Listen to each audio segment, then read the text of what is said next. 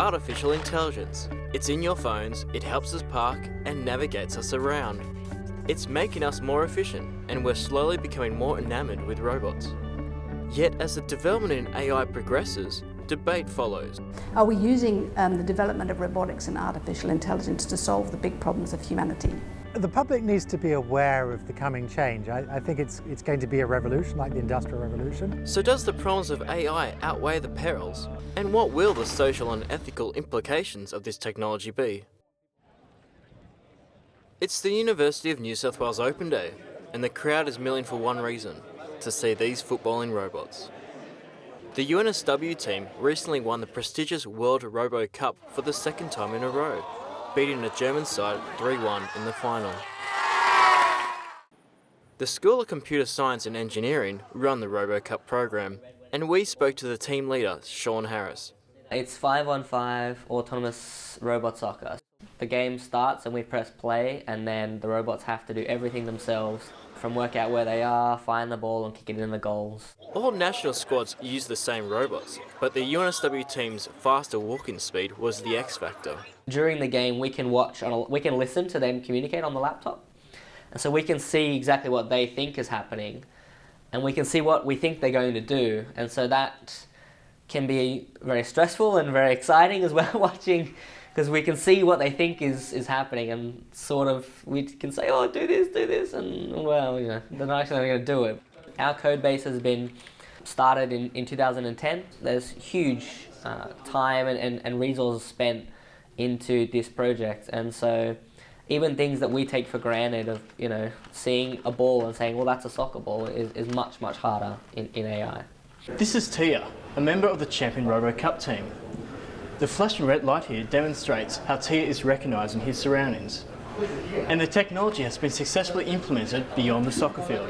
So rather than having 5 robots positioning around and trying to pass a ball up the field and into the goal, you have a team of robots who go into some disaster site, maybe like a collapsed building or like a broken down nuclear plant after the tsunami, and then map out where it is, find where the people are, and get people out of the building. Professor Claude Samet is the head of the AI research group at UNSW. One of the reasons for having RoboCup and having something like soccer playing is that people can relate to it. It'll attract their attention, so that it's a way of exposing the technology to the public in a way that they'll appreciate, and then we can explain things. AI is a complex field, and quite often Hollywood has clouded the debate over AI application. Thinking robot could be the end of mankind. An improved understanding of the technology would make society more aware of the potential benefits of AI. Come with me if you want to live. The social roles of robots is of particular interest to media scholar Dr. Katrina Bonfilioli. The fact that there's more coverage of robots is going to mean that more people in the public are going to be thinking about robots and how they interact with them. So what's the latest news in robots? We've got the robot vacuum cleaner and the pool cleaner. They're pretty small, and then we've got the kind of child-sized robots. So those are the kind of robots that are working with children with autism, for example. And then we've got the fluffy seals, which are being used to give comfort to people with dementia. And then we've got the really big, bad robots who are being used by military, the big dog robot and the kind of Terminator-style robot. The development of AI remains controversial, with Elon Musk and Stephen Hawking recently voicing concern. Both signed and advocated a petition created by the Future Life Institute to ban the advancement of offensive autonomous weapons. Toby Walsh of NICTA, Australia's Information and Technology Research Centre, contributed to the petition. The history of warfare has largely been one of technology making it more efficient to kill the other side.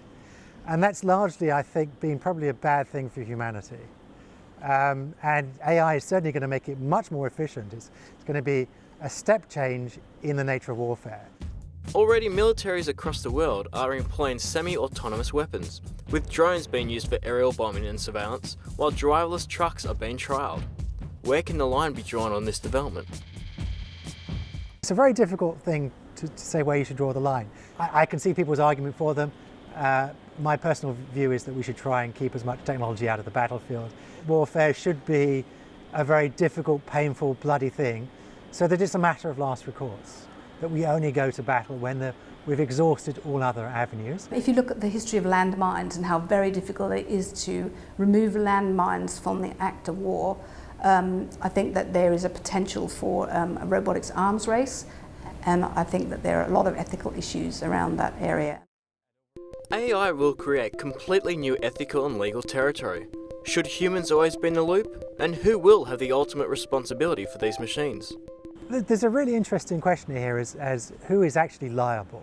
Is it the person who made the robot? Is it the person who wrote the program that runs the robot? We have to adjust our laws again in similar ways, both for autonomy in the battlefield, but also for autonomy in our everyday lives, or autonomy on our roads, or autonomy in our workforce. So how will this change impact the nature of work?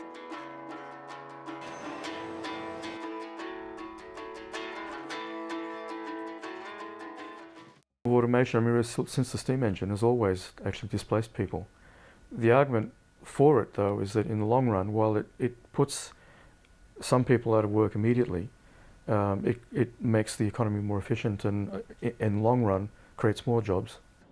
Maybe we'll work less. I mean, that's one of the promises that's always been made to us, that technology will help us work less, we'll all be able to have a greater leisure. We should also be asking, what are we designing robots for? Are they solving the big problems of the planet? Are they solving climate change? Are they solving refugee crises? Are they addressing the problem of war? Are they addressing the problem of famine? As AI technology continues to advance, the distinction between humans and robots will get smaller and smaller. Big questions still remain for AI. Will robots become a reflection of ourselves? Will they solve the problems of humanity? Only time will tell. James Redmayne.